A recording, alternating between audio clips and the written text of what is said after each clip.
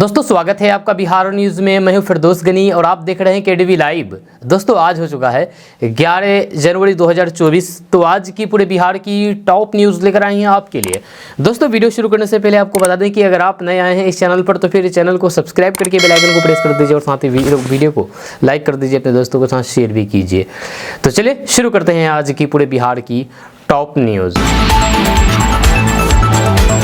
दोस्तों आज बिहार न्यूज़ की शुरुआत टॉप हेडलाइन के साथ करते हैं।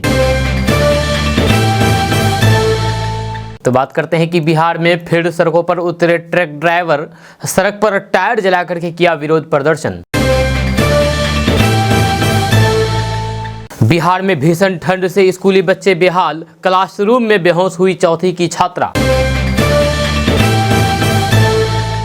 वर्ल्ड क्लास बनेगा पटना का बदहाल मोइनुल हक स्टेडियम, तेजस्वी यादव ने दिया निर्देश, मिलेगी ये खास सुविधाएं, आपको आगे बताएंगे विस्तार से।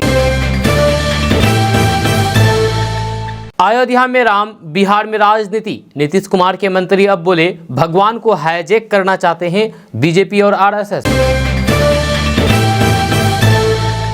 गठबंधन का बिहार में खाता नहीं खुलेगा, सम्राट चौधरी ने ठोका दावा। अब आम लोगों के घरों में भी गलने लगी दाल, अरहर से लेकर के मूंग और मसूर तक की कीमतों में आई कमी, अभी दाम और गिरने की है उम्मीद। बिहार के पूर्व कृषि मंत्री ने प्रधानमंत्री नरेंद्र मोदी को लिखा पत्र, प्रदेशवासियों के लिए कर दी बड़ी मांग। 20,000 युवाओं को रोजगार, 2,000 करोड़ का निवेश, नीतीश सरकार की आईटी पॉलिसी 2024 में और क्या है, आगे आपको बताएंगे विस्तार से। कांग्रेस को खत्म करने की साजिश रच रहा इंडिया, गिरिराज सिंह का सनसनीखेज दावा, लालू नीतीश को जोरदार घेरा। जेडीयू विधायक को कांग्रेस ने बताया मानसिक बीमार, इलाज कराने की दी सलाह। जितना पढ़े लिखे उतना ही ना समझ में आएगा, तेजस्वी की पढ़ाई पर प्रशांत किशोर ने ली चुटकी, मोदी राहुल पर भी बोले। जनवरी को बिहार में पीएम मोदी परियोजना का करेंगे शुभारंभ, भरेंगे हुंकार। पाखंडवाद को नहीं मानते, बुलाइए शंकराचार्य को, अब आरजेडी एमएलए ने दिया विवादित बयान, पत्रकारों पर भी भड़के। नीतीश को बड़ी भूमिका देने पर फंस गया पेंच, कांग्रेस के बाद सीपीआई ने भी बढ़ाया सस्पेंस। नीतीश सीएम बनने लायक नहीं, बीजेपी की कृपा से बने मुख्यमंत्री, बोले चिराग पासवान। मधेपुरा में जन अधिकार पार्टी का महाधरना, कोसी सीमांचल को स्पेशल आर्थिक स्टेटस देने की उठाई मांग। दोस्तों अब बात करेंगे विस्तार से। तो बात करते हैं कि बिहार में हिट एंड रन कानून के विरोध में एक बार फिर से ड्राइवर सड़कों पर उतर गए हैं। जब बुधवार को गया, सिवान, शेखपुरा सहित बिहार के विभिन्न शहरों में वाहन चालकों ने जम करके प्रदर्शन किया है और कई जगहों पर सड़कों पर गाड़ियां खड़ी कर दी, जहां ड्राइवरों के प्रदर्शन के कारण कई जगहों पर जाम लग गया। इसके चलते घंटों तक यातायात पूरी तरीके से ठप रहा। इससे लोगों को काफी दिक्कतों का सामना करना पड़ा। हिट एंड रन कानून का विरोध कर रहे चालकों का कहना था कि 7,000 रुपए महीने कमाने वाले गरीब लोग कहां से 7 लाख का जुर्माना देंगे तथा कैसे 10 साल की सजा काटेंगे, हमारे परिवार एवं बच्चे का क्या होगा। चालकों की ये मांग थी कि सरकार इस काले कानून को तुरंत खत्म करे, नहीं तो फिर इस प्रकार के सड़क के जाम हमेशा होते रहेंगे।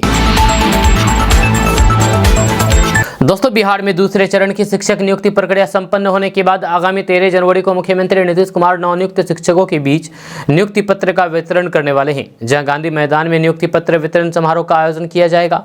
कार्यक्रम से जुड़ी हुई बड़ी जानकारी सामने आई है। जानकारी के मुताबिक नियुक्ति पत्र वितरण का समय बदल दिया गया है। दरअसल बिहार में पहले चरण की शिक्षक नियुक्ति संपन्न होने के बाद वीपीएससी ने शिक्षकों की बहाली के लिए दूसरे चरण की शिक्षक नियुक्ति प्रक्रिया को संपन्न करा लिया है। दरअसल बिहार में पहले चरण की शिक्षक नियुक्ति संपन्न होने के बाद बीपीएससी ने शिक्षकों की बहाली के लिए दूसरे चरण की शिक्षक नियुक्ति प्रक्रिया को संपन्न कर लिया है। नतीजा आने के साथ ही शिक्षा विभाग ने शिक्षकों की ट्रेनिंग शुरू कर दी है और फिर शिक्षकों के बीच स्कूलों का भी आवंटन कर दिया है। पहले चरण की तरह ही दूसरे चरण के नवनियुक्त शिक्षकों के बीच मुख्यमंत्री नीतीश कुमार आगामी 13 जनवरी को नियुक्ति पत्र का वितरण करेंगे। गांधी मैदान में आयोजित इस कार्यक्रम में मुख्यमंत्री नीतीश कुमार करीब 25,000 शिक्षकों के बीच नियुक्ति पत्र बांटेंगे।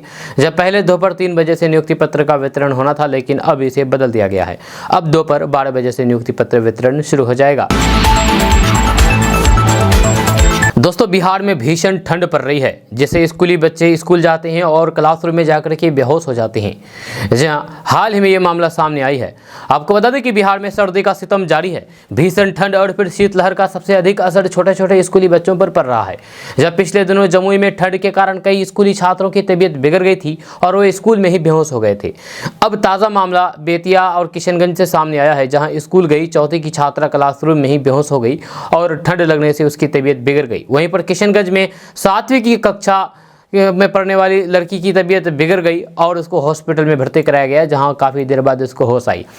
दरअसल राजधानी पटना समेत बिहार के सभी जिलों में, यानी कि सीमांचल मिथिलांचल के किशनगंज, अररिया, पूर्णिया, कटिहार समेत पूरे बिहार में मौसम बदल गया है। अभी भीषण ठंड पड़ रही है। यहाँ इसी को लेकर के स्कूलों का टाइम टेबल बदल दिया गया है। वहीं पर पटना में टाइम टेबल बदल दिया गया है, लेकिन अभी भी कई ऐसे जिले हैं, कई ऐसे क्षेत्र हैं जहां पूर्व से समय पर ही स्कूलों का संचालन किया जा रहा है।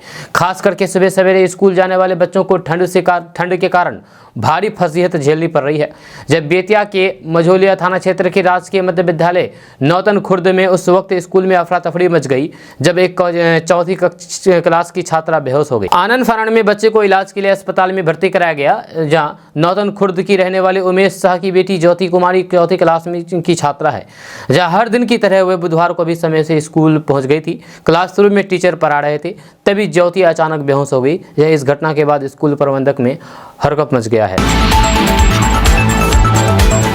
दोस्तों, पटना का मोइनुल हक स्टेडियम अब वर्ल्ड क्लास स्टेडियम बनेगा। जी हाँ, इसको लेकर के तेजस्वी यादव ने निर्देश जारी कर दिया है।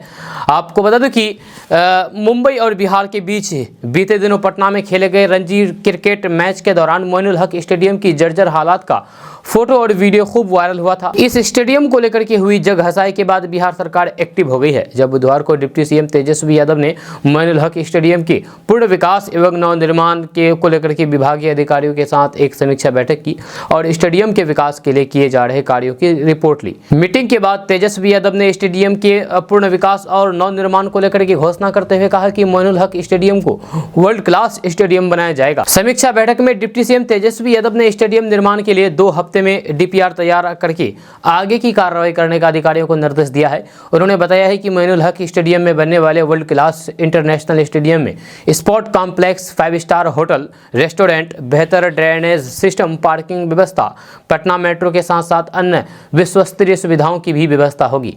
इन सभी कार्यों को तेज गति से करने के लिए इसकी रूपरेखा तैयार करने का निर्देश डिप्टी सीएम तेजस्वी यादव ने दिया है। आपको बता दूं कि हाल ही में संपन्न हुए मुंबई और बिहार की रणजी मैच के दौरान मोइनुल हक स्टेडियम की बदहाल व्यवस्था और दूरदर्शा देख करके क्रिकेट प्रशंसकों में काफी गुस्सा था। क्रिकेटर वेंकटेश प्रसाद ने भी स्टेडियम के हालात पर नाराजगी जताते हुए सोशल मीडिया एक्स पर एक पोस्ट लिखा था। यह क्रिकेटर वेंकटेश्वर प्रसाद ने एक्स पर बिहार क्रिकेट एसोसिएशन को फटकार लगाते हुए लिखा था कि ये अस्वीकार्य है।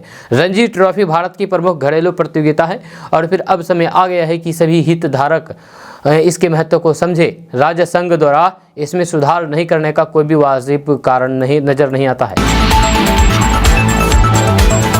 दोस्तों, ग्रामीण कार्य विकास मंत्री श्रवण कुमार ने कहा है कि लोकसभा चुनाव के लिए टिकट बंटवारे के समय भाजपा में जबरदस्त भगदड़ मचेगी, क्योंकि लोकसभा की एक सीट के लिए 8-10 उम्मीदवारों को भाजपा में शामिल किया जा रहा है। वह बुधवार को जदयू कार्यालय में आयोजित जन सुनवाई कार्यक्रम के बाद पत्रकारों से बातचीत कर रहे थे। उन्होंने एक प्रश्न के उत्तर में कहा कि महागठबंधन में सीटों के बंटवारे को प्राथमिकता दी जानी चाहिए। श्रवण कुमार ने आरोप लगाया है कि भाजपा के लोग भगवान राम को हाईजैक करना चाहते हैं। ये भगवान राम के नाम पर लोकसभा सीट जीतना चाहते हैं। चुनाव के बाद ये लोग घर पर बैठ जाएंगे। इन्हें चुनाव के बाद भगवान राम और देश की जनता से कोई भी मतलब नहीं है। उन्होंने श्रवण कुमार ने कहा है कि बिहार के विकास मॉडल को पूरा देश मानता है। राज्य सरकार के कार्यों का अनुसरण पूरा देश कर रहा है। वहीं मद्य निषेध मंत्री सुनील कुमार ने कहा है कि राज्य सरकार नौकरी देने के मामले में रिकॉर्ड बनाने जा रही है। 13 जनवरी को 1 लाख से अधिक शिक्षकों को नियुक्ति पत्र सौंपी जाएगी। उन्होंने बताया है कि शराबबंदी को लेकर के डोर टू डोर सर्वे के लिए 10 से 15 दिनों में सर्वेक्षण एजेंसी का चयन कर लिया जाएगा। दोस्तों, जन स्वराज पद यात्रा के सूत्रधार प्रशांत किशोर ने 2025 में होने वाले बिहार विधानसभा चुनाव पर बड़ी भविष्यवाणी कर दी है। जेडीयू, आरजेडी और भाजपा पर तंज कसते हुए प्रशांत किशोर ने कहा कि बिहार की जनता इनसे त्रस्त और व्याकुल है और फिर विकल्प की तलाश कर रही है। दावा किया है कि लालू नीतीश के साथ भाजपा के गठबंधन का भी अंत होना निश्चित है, क्योंकि लोग इन सबसे उब चुके हैं। प्रशांत किशोर ने कहा कि लोगों में छटपटाहट बहुत ज़्यादा है और फिर बिहार की जनता एक ऐसा विकल्प खोज रही है जिससे वे ठगे ना जाए। उन्होंने ये भी कहा कि बिहार के लोग पिछले 35 से 40 सालों की राजनीति से बिहार परेशान हो चुके हैं। प्रशांत किशोर ने कहा है कि ये भ्रम फैलाया जा रहा है कि बिहार में जातिवाद कभी खत्म नहीं होगा। जब दावा किया गया है कि 16 महीने से बिहार में पैदल चल रहे हैं, 4500 गाँव में गए, हर जाति विशेष के गाँव में गए, कोई भी ऐसा व्यक्ति नहीं मिला जो ये कह रहा है कि सरकार बहुत बढ़िया चल रही है। इसका विरोध क्यों कर रहे हैं? ये बात जरूर है कि जो व्यक्ति परिवर्तन चाहता है वह हमारे साथ खड़ा नहीं हो रहा है, लेकिन परिवर्तन चाहने वालों की संख्या आज के समय में बिहार में तेजी से बढ़ रही है और उनका नतीजा जो है 2025 के विधानसभा चुनाव में देखने को मिलेगा। बिहार में बहुत बड़े बदलाव के लिए समाज पूरी तरीके से तैयार बैठा है। जब लोग किसके पक्ष में वोट देंगे ये अलग बात है, लेकिन बदलाव होना निश्चित है। दोस्तों, भारतीय जनता पार्टी महिला मोर्चा की ओर से नालंदा के राजगीर स्थित इंटरनेशनल कन्वेंशन सेंटर में बुधवार को 2 दिवसीय देश कार्यकारिणी बैठक का आयोजन किया गया। प्रदेश अध्यक्ष सम्राट चौधरी ने कहा कि मुगलों ने इस देश को लूटा है, सोने की चिड़िया है कहकर के मोहम्मद गौरी ने लूटा। इसके बाद अंग्रेज आए, उसने 200 सालों तक देश को लूटा। लेकिन देश के प्रधानमंत्री जी ने कहा कि मेक इन इंडिया बनाओ। अब इस देश में सोने की चिड़िया नहीं, सोने का शेर बनाना है, जब दुनिया में दहाड़ने का काम करेगा। आज दुनिया में हम दहाड़ रहे हैं। आज सिर्फ एक मालदीव के मंत्री ने कमेंट कर दिया और आज देख 3 मंत्री को हटाना पड़ा। आज हमारा ऐसा नेतृत्व है, जब तक श्रीमती सोनिया गांधी स्विच नहीं दबाती थी तब तक मनमोहन जी कुछ नहीं बोलते थे। प्रदेश अध्यक्ष सम्राट चौधरी ने कहा कि भाजपा ने कई लोगों को कंधे पर बैठा करके मुख्यमंत्री बनाया है। एक बार भाजपा की सरकार बनाइए, सीता का भी उसी तरह से भव्य मंदिर बनाने का कार्य किया जाएगा। सम्राट चौधरी ने कहा है कि यदि आप 2024 में 40 की 40 सीट एनडीए को जिता देते हैं तो 2025 में भाजपा पहली बार सरकार बनाने का काम करेगी। हम लोगों ने कभी कर्पूरी ठाकुर जी को मुख्यमंत्री बनाया था, एक बार नहीं बल्कि 2 बार। ये लालू जी जो बड़ी बड़ी बातें करते हैं, भाजपा के 39 विधायकों ने समर्थन दिया था, तब लालू जी पहली बार मुख्यमंत्री बने थे। नीतीश जी तो बोल ही नहीं सकते हैं, एक बार नहीं बल्कि 5 बार मुख्यमंत्री बनाने का काम भाजपा ने किया है। और राजनीतिक हैसियत उनकी क्या रही है ये भी बता देता हूं कि नीतीश कुमार जी ने जॉर्ज साहब जी के नेतृत्व में पार्टी बना, लव कुश समाज के लोगों ने ये पूरी पार्टी की संरचना खड़ी कर दी थी। 1995 में नीतीश कुमार जी जिस पार्टी का नेतृत्व कर रहे हैं उसे 6 सीट आई थी और फिर भाजपा को उस चुनाव में भी 41 सीट मिला था। कंधे पर भाजपा ने बैठा करके उन्हें बिहार का मुख्यमंत्री बनाया। अब किसी को कंधे पर नहीं बैठाना है, ये स्पष्ट कर देते हैं। सम्राट चौधरी ने कहा है कि नीतीश कुमार जब बिहार में घूमते हैं तो फिर वे कहते हैं कि शराबबंदी लागू कर दिया है। जब मैं पूछना चाहता हूँ कि शराबी बनाया किसने? 2005 में बिहार में शराब की कुल 987 दुकान थी और 2016 में जब नीतीश कुमार जी ने फैसला लिया कि हम शराबबंदी करेंगे, बिहार में शराब की दुकान है 11,000 से भी ज़्यादा हो गई है। दोस्तों, देश भर में किसानों को बढ़ावा देने के लिए कई स्कीमें चलाई जा रही है। अभी हम आपको एक ऐसी सरकारी स्कीम के बारे में बता रहे हैं जिसमें छत पर बागवानी करने पर आपको सरकार की तरफ से अनुदान मिलेगा। जहां कई बार लोगों के पास ज़मीन नहीं होती है, ऐसे में आप छत पर भी बागवानी करके पैसा कमा सकते हैं। बिहार सरकार की तरफ से छत पर बागवानी को लेकर के लिए पैसा दिया जा रहा है।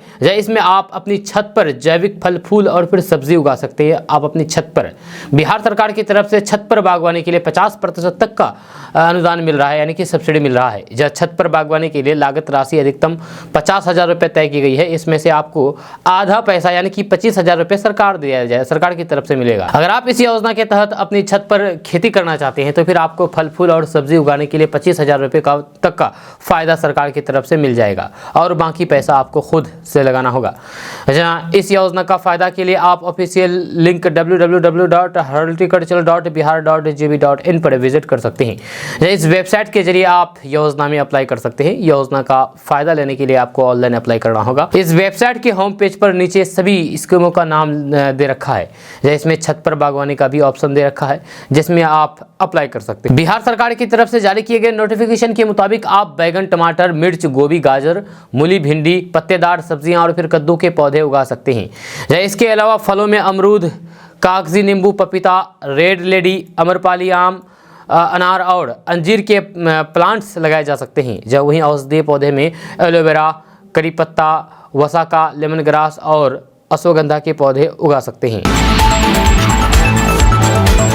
दोस्तों, मधेपुरा में जन अधिकार पार्टी का महाधरना हुआ है जिसमें कोसी सीमांचल को स्पेशल स्टेटस देने की मांग की गई है। आपको बता दें कि 10 सूत्रीय मांगों को लेकर के मंगलवार को जन अधिकार पार्टी ने कला भवन के समक्ष 1 दिवसीय धरना प्रदर्शन आयोजित किया। महाधरना को संबोधित करते हुए जन अधिकार पार्टी के राष्ट्रीय अध्यक्ष सह पूर्व सांसद पप्पू यादव ने कहा कि केंद्र और राज्य सरकार हमेशा से कोसी सीमांचल के साथ सौतेले व्यवहार किया है। उन्होंने सरकार से कोसी सीमांचल को स्पेशल आर्थिक स्टेटस देने की मांग की है। उन्होंने कहा कि मधेपुरा लालू प्रसाद यादव की कर्मस्थली रही है, जब इसके बावजूद भी क्षेत्र का सही से विकास नहीं हुआ है। जब पप्पू यादव ने कहा है कि हम बिहार के बंटवारे के पक्षधर नहीं थे, जब हमने पहले दिन बंटवारा का बिल लाने की नहीं दिया, जब दूसरे दिन मार्शल लगाकर की बिल लाया गया, जब सारे नेताओं ने मिलकर के बिहार को बांटा है। उन्होंने कहा कि नरेंद्र मोदी ने बिहार को विशेष पैकेज देने की बात कही थी, लेकिन चुनाव के बाद विशेष पैकेज की बात को तो भूल ही गए। जब उन्होंने कहा कि जब तक कोसी और सीमांचल को विशेष स्टेटस सरकार नहीं देगी तब तक ये आंदोलन यूं ही जारी रहेगा। उन्होंने कहा कि बिहार को विशेष राज्य का दर्जा, कोसी सीमांचल एवं मिथिलांचल को आर्थिक स्पेशल स्टेटस का दर्जा, मधेपुरा से पटना और दिल्ली के लिए ट्रेन की व्यवस्था, भारत नेपाल कोसी हाई डैम का निर्माण, कोसी सीमांचल मिथिलांचल को बाढ़ से मुक्ति, पूर्णिया में अविलंब एयरपोर्ट की शुरुआत, जब पूर्णिया में हाई कोर्ट बेंच, पूर्णिया को उप राजधानी का दर्जा, सुपौल से पटना एवं दिल्ली के लिए एक्सप्रेस ट्रेन की व्यवस्था, बनमखी एवं पूर्णिया कोर्ट से दिल्ली के लिए एक्सप्रेस ट्रेन की व्यवस्था को लेकर के आंदोलन की शुरुआत की गई है। उन्होंने आगे कहा है कि आंदोलन के दूसरे चरण में सभी जिला मुख्यालय पर उपवास, तीसरे चरण में सभी जिला मुख्यालय पर धरना, चौथे चरण में दोनों प्रमंडल के सभी राष्ट्रीय राजमार्गों को जाम किया जाएगा, 5वें चरण में रेल चक्का जाम किया जाएगा, 6ठे चरण में जेल भरो आंदोलन शुरू किया जाएगा, 7वें चरण में कोसी और सीमांचल के सभी जिला मुख्यालयों को बंद किया जाएगा, 8वें और फिर अंतिम चरण में सभी जिला मुख्यालय पर अनिश्चितकालीन भूख हड़ताल शुरू किया जाएगा। उन्होंने कहा कि ये लड़ाई आर पार की होगी। पप्पू यादव ने कहा कि हमारी पार्टी भ्रष्टाचार से किसी प्रकार की समझौता नहीं करेगी। धरना कार्यक्रम में जिले भर के जाप कार्यकर्ता शामिल हुए। दोस्तों, बिहार विश्वविद्यालय परीक्षा समिति ने एक सख्त निर्णय लेते हुए इंटर में नामांकन रद्द होने वाले परीक्षार्थियों के इंटर की प्रायोगिक परीक्षा में शामिल होने पर रोक लगा दी है। आपको बता दें कि लगातार अनुपस्थित रहने के कारण शिक्षा विभाग की ओर से काफी संख्या में इंटर के परीक्षार्थियों का नामांकन रद्द कर दिया गया है। जी हाँ, समिति ने कहा कि वैसे सभी विद्यार्थी जिनका नामांकन पंजी के नाम काट दिया गया है, उनका समिति के स्तर से निर्गत इंटर की प्रायोगिक परीक्षा 2024 का प्रवेश पत्र यानी कि एडमिट कार्ड कैंसिल कर दिया गया है। दरअसल प्रायोगिक परीक्षा के केंद्र निदेशक एवं सभी +2 स्तरीय शिक्षण संस्थान के प्रधान एवं जिला शिक्षा पदाधिकारियों को समिति ने निर्देश जारी करके कहा गया है कि किसी भी परिस्थिति में ऐसे छात्रों को प्रायोगिक परीक्षा में सम्मिलित नहीं कराया जाएगा जिनका नामांकन पंजी से नाम काट दिया गया है।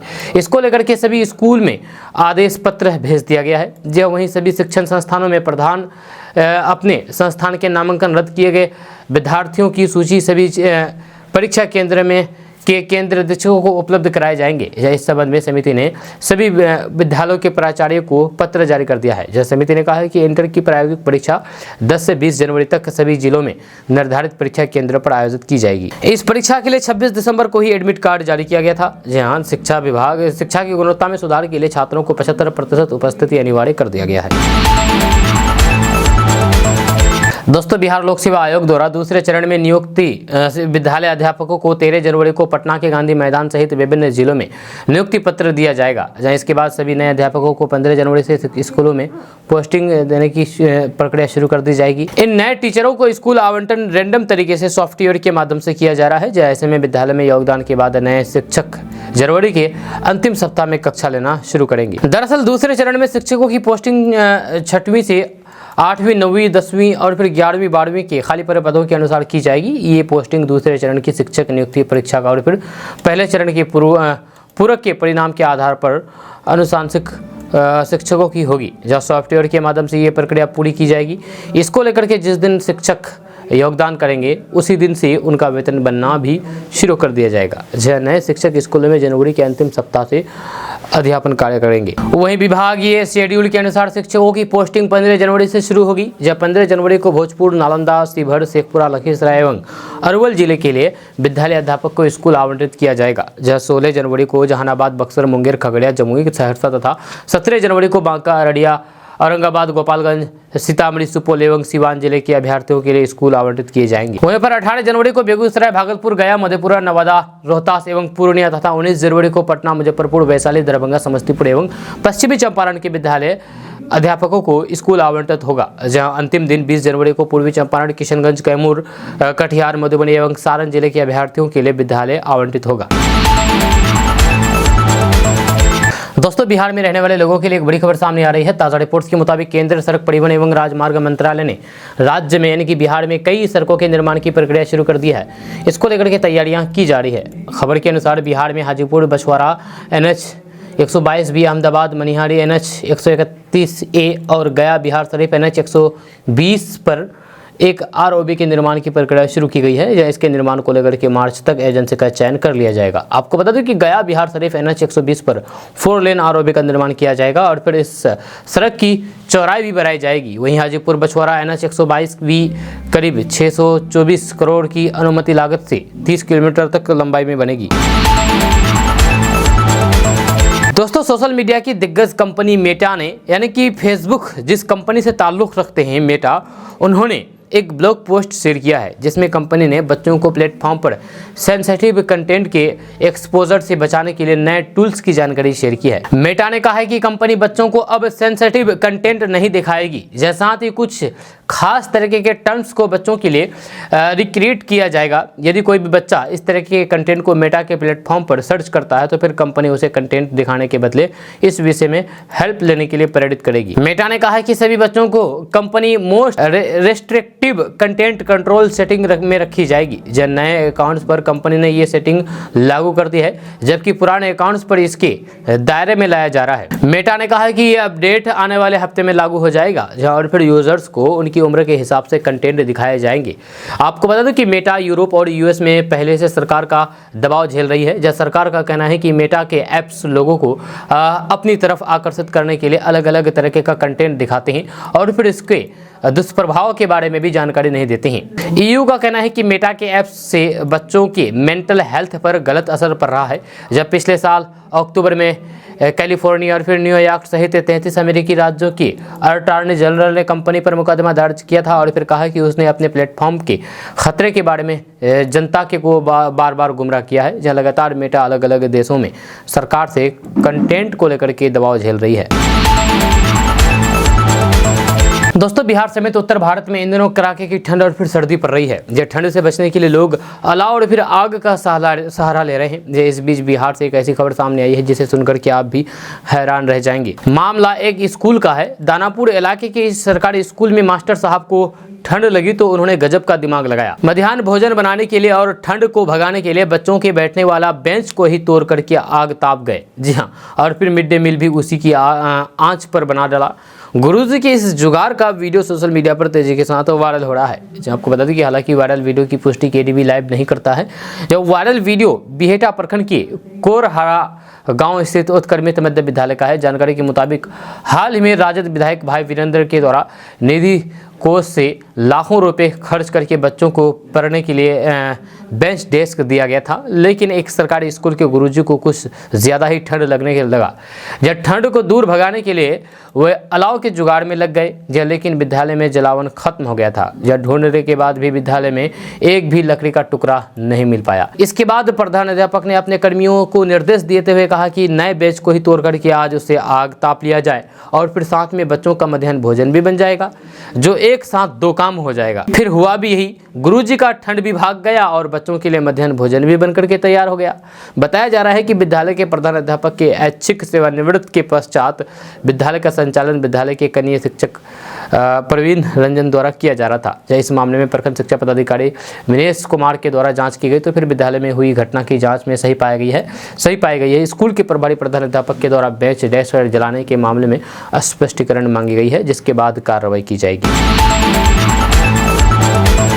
दोस्तों बिहार में बीजेपी मिशन वाई यानी कि मिशन यादव लॉन्च करने जा रही है, जहां लोकसभा चुनाव में यादव मतदाताओं को भाजपा से जोड़ने के लिए 18 जनवरी को मध्य प्रदेश के मुख्यमंत्री मोहन यादव पटना आ रहे हैं। पार्टी के वरिष्ठ यादव नेताओं की ओर से श्री कृष्ण चेतना मंच के बैनर तले मोहन यादव का सम्मान कार्यक्रम रखा गया है।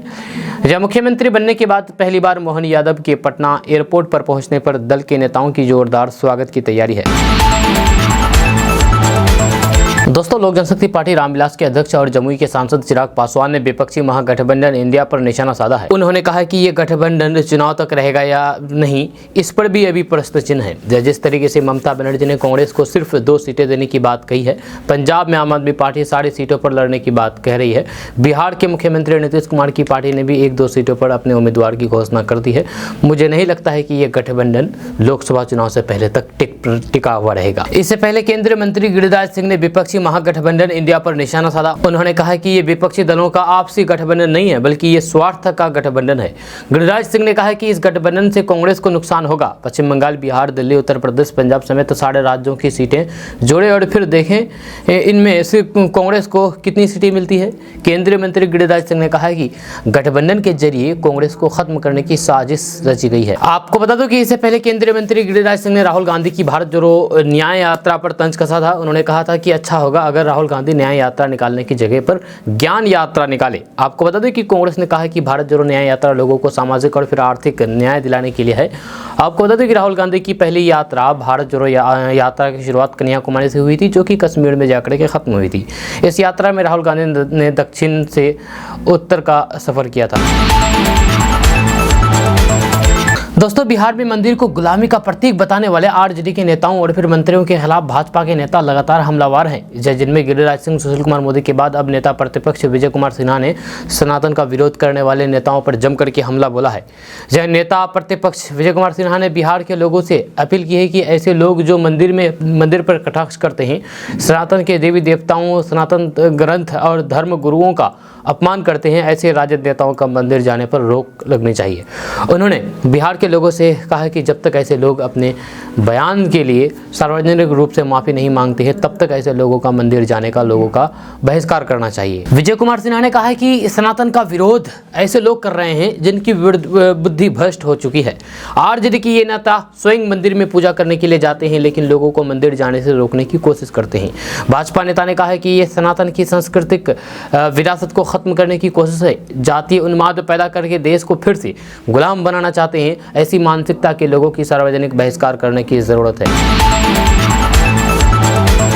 दोस्तों इस वक्त एक बड़ी खबर सामने आ रही है, राजधानी पटना से बड़ी खबर सामने आ रही है कि दरअसल बिहार के शिक्षा मंत्री प्रोफेसर चंद्रशेखर द्वारा राम मंदिर को लेकर के दिए गए बयान के खिलाफ हिंदू शिव भावनी सेना के राष्ट्रीय अध्यक्ष लव कुमार सिंह ने पटना के कोतवाली थाना में लिखित शिकायत दर्ज करवाई है। अपने तरफ से शिक्षा मंत्री चंद्रशेखर के खिलाफ दिए गए लिखित शिकायत पत्र के जरिए लव कुमार ने शिक्षा मंत्री के विरुद्ध कड़े कानूनी कार्रवाई करने की मांग की है। उन्होंने पटना पुलिस से लेकर के मुख्यमंत्री नीतीश कुमार तक से मांग की है कि बिहार के शिक्षा मंत्री चंद्रशेखर के ऊपर विवादित बयान देने को लेकर के कार्रवाई की जाए।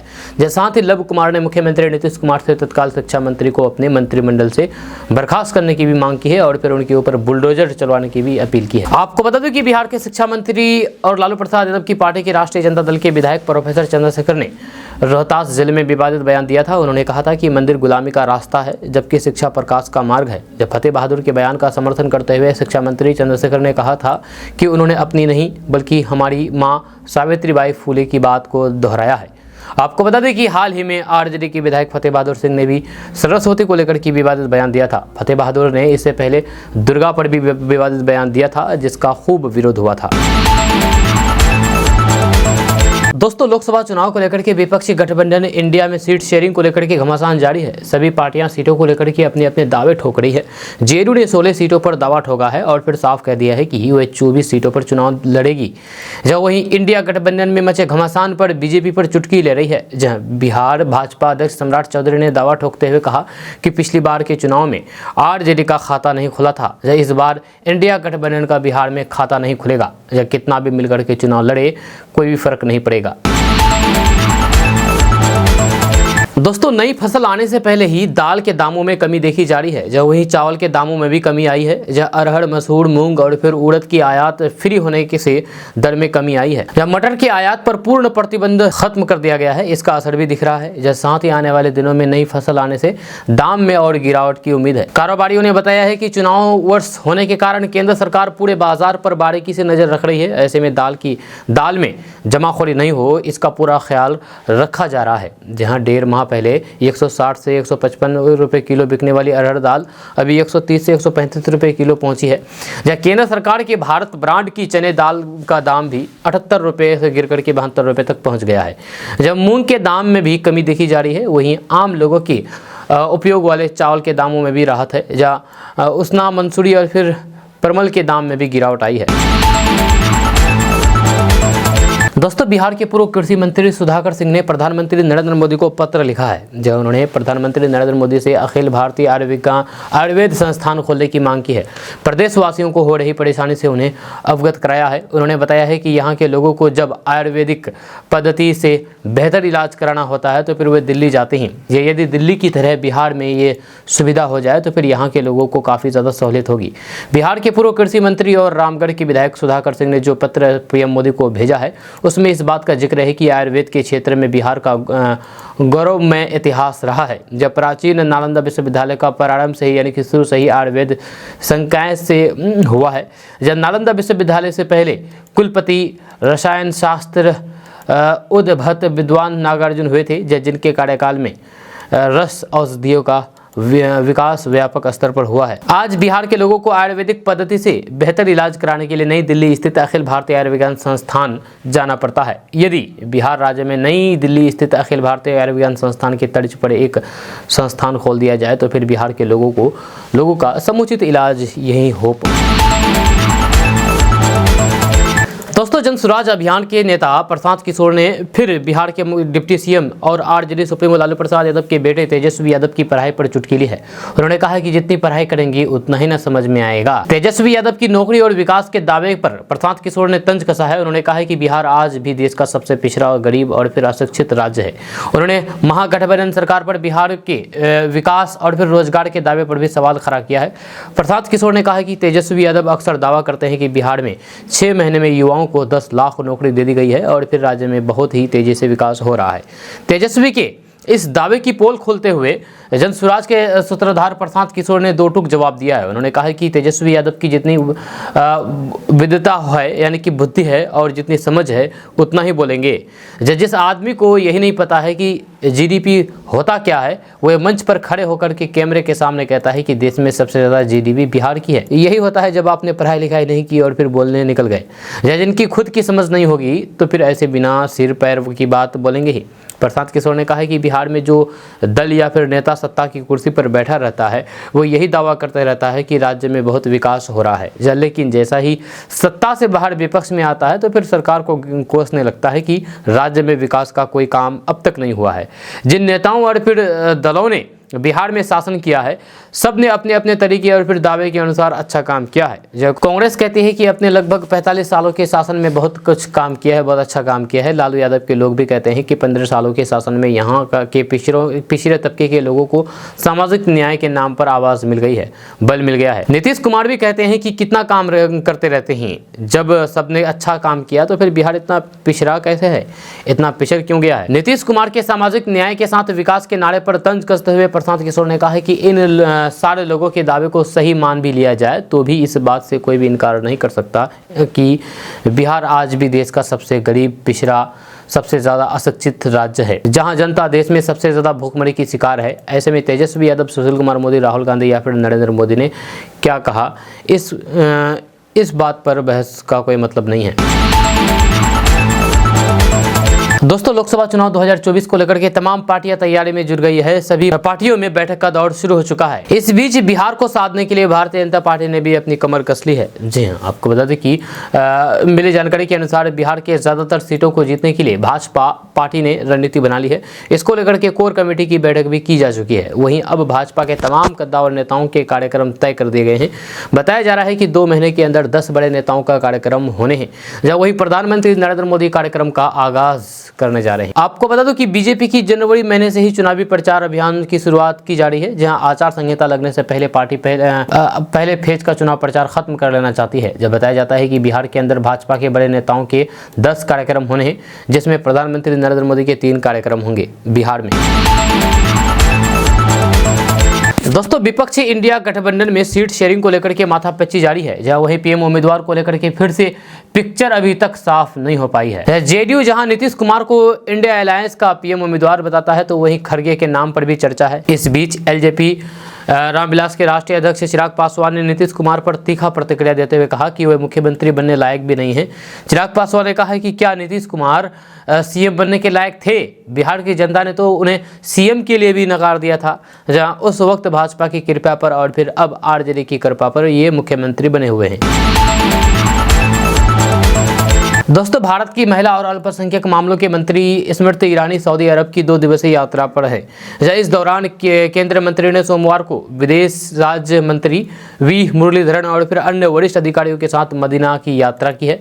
यहाँ पर उन्होंने हज यात्रियों को सेवा प्रदान करने और फिर भारतीय स्वयंसेवकों से मुलाकात की और फिर भारत के उम्रा तीर्थ यात्रियों के साथ बातचीत की है। माना जा रहा है कि ऐसा पहली बार हुआ है जब मदीना शहर में एक गैर मुस्लिम भारतीय प्रतिनिधिमंडल पहुंचा है। जब प्रतिनिधिमंडल में एक कश्मीरी हिंदू IRS अधिकारी भी शामिल थे। जय ईरानी ने सोशल मीडिया एक्स पर पोस्ट में लिखा है कि सऊदी अधिकारियों के सहयोग से आज मदीना में पैगंबर की अल मस्जिद अल नबवी, यहूद पर्वत और फिर उहद पर्वत और इस्लाम की पहली क्यूबा मस्जिद के बाहरी क्षेत्र की यात्रा की है। ये सभी स्थान इस्लामी इतिहास के प्रारंभिक चरण से जुड़े हुए हैं, जो हमारे सांस्कृतिक और फिर आध्यात्मिक जुड़ाव की गहराई को रेखांकित करते हैं। मदीना की यात्रा के बाद भारतीय नेत्री ने उहद पर्वत और फिर कुबा मस्जिद का दौरा किया, जहाँ स्मृति ईरानी ने भारतीय हज यात्रियों के लिए की जा रही सुविधाओं का जायजा लिया।